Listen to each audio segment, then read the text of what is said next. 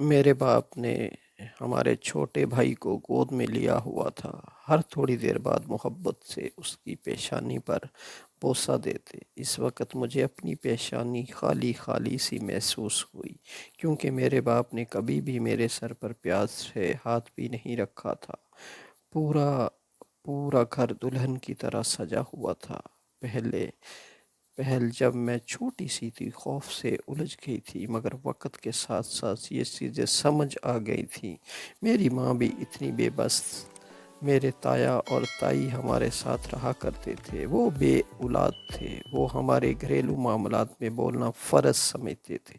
میری بچپن میں ماموں کے بیٹے اشرف سے بات کر پکی کر دی گئی تھی۔ جب مجھے خبر ہوئی کہ میں نے بہت ہنگامہ کیا، مگر میری ماں نے اپنی قسم دے کر چپ کرایا۔ جیسے جیسے میں بڑی ہوتی گئی، باپ کی نفرت کو سمجھتی گئی۔ ہمارے ماں باپ ہم بہنوں کو اگر کوئی احسان کیا تو وہ تعلیم دلانے کا تھا۔ اس کی بھی بہت اچھے سے سمجھ آ گئی تھی، کیونکہ ان کا کہنا تھا جو تعلیم تم لوگ حاصل کر رہے ہو اس کو فائدے میں لاؤ، یعنی اپنا خرچہ خود اٹھاؤ۔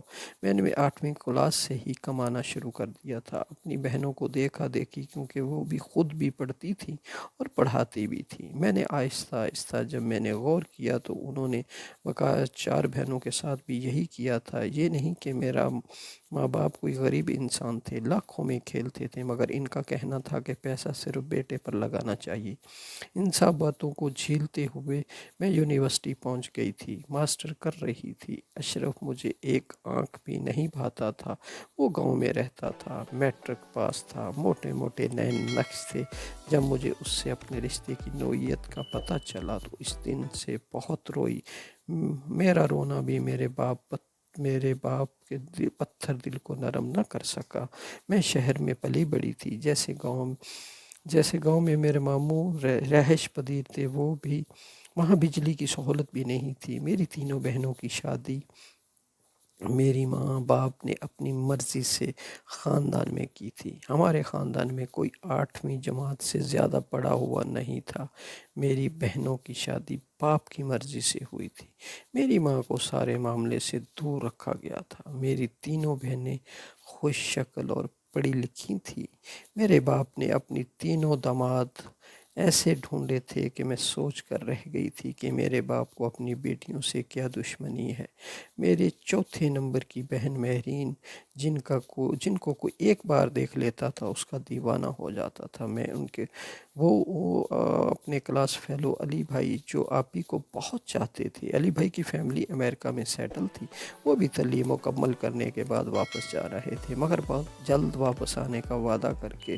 آپی کے ہونٹوں پر ہر وقت مسکان رہتی، آنکھوں میں خوشیوں کے دیے جلائے رہتے۔ میں ان کی خوشیوں کی دعا مانگا کرتی تھی، اور تھوڑی دیر بعد علی بھائی نے وعدہ پورا کیا۔ علی بھائی اپنی فیملی کو لے کر ہمارے گھر آ گئے۔ بھائی کی امی کو آپی بھی بہت اچھی لگی۔ میری ماں کی خوشیوں کا کوئی ٹھکانہ نہ تھا، مگر یہ خوف تھا کہ جو میری آنکھوں میں ہمیشہ تھا۔ مہرین آپی بھی خوشیوں کا کوئی ٹھکانہ نہ تھا، ان کے چہرے پر بھی رونق تھی، اور وہ اب خاموش مہمانوں کے ساتھ بیٹھے تھے۔ وہ لوگ جانتے تھے کہ جلد شادی کرنا چاہتے تھے، کیونکہ علی بھائی کو واپس جاب پہ جانا تھا۔ وہ 1 مہینے کا ٹائم لے کر آئے تھے۔ ابو اور تایا نے آپی کو بلایا اور امی وہیں موجود تھی۔ تایا کا کہنا تھا کہ اس رشتے سے انکار کر دیا جائے۔ میں تایا کی امی کی جانب دیکھنے لگی، مگر ابو بہت اطمینان سے بیٹھے تھے، مگر آپی کو بولنے سے روک دیا۔ انہوں نے اس رشتے سے انکار کر وجہ پوچھی۔ تایا نے کہا کہ ہمارے خاندان میں باہر شادی کرنا برا سمجھا جاتا ہے، یہی ہماری روایت ہے، تمہاری شادی بھی ہم خاندان میں کریں گے۔ میں زور دروازے سے لگی ہوئی یہ باتیں سن رہی تھی۔ میرا بس نہیں چل رہا تھا کہ میں بندوق لوں اور ساری گولیاں اپنے تائے کے سینے میں اتار دوں۔ آپی بھی چپ چاپ کمرے سے نکل گئیں۔ پوری رات وہ خاموشی سے بستر پر لیٹی رہیں، چھت کی طرف دیکھتی رہی۔ مجھے ان کی خاموشی سے وحشت ہو رہی تھی۔ تھوڑے دنوں کے بعد آپی کی شادی اپنے دور دراز کے رشتہ داروں سے طے کر دی گئی۔ میں نے اس لڑکے کو دیکھ کر صدمے گیا کہ لڑکا کیا کہوں آدمی تھا۔ آپی سے عمر میں بہت بڑا، سیاہ رنگ کا تھا، جسامت بہت بڑی 8ویں جماعت پاس تھا، مجھے اندازہ ہو گیا کہ واقعی بیٹیوں سے کتنی نفرت ہے۔ اس دن میری ماں بہنوں کے کمرے میں آ کر بلند آواز سے روئی۔ بہنیں بھی اس زیادتی پر بہت روئی۔ زیادتی کے معاملے میں میرے باپ اور تایا نے کی تھی، مگر آپی کے ساتھ تو حد سے زیادہ ناانصافی ہوئی۔ آپی پتھرائی ہوئی آنکھوں سے ہمیں روتا ہوا دیکھتی رہی۔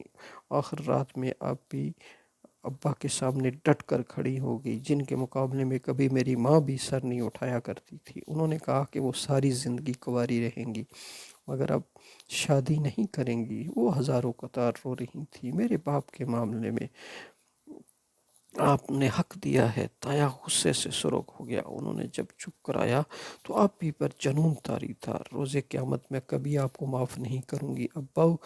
ابا کا بس نہیں چل رہا تھا کہ وہ آپی کو ختم کر دے۔ وہ بہت برداشت کر رہے تھے، آپی کی باتیں سن رہے تھے، کیونکہ وہ جانتے تھے آج جو کچھ بھی ہو جائے ان کی بیٹی چپ نہیں ہوگی۔ جس گھرانے میں بیٹیوں کی پیدائش پر افسوس کیا جائے اور عورت کو حقیر سمجھا جائے اور اس کو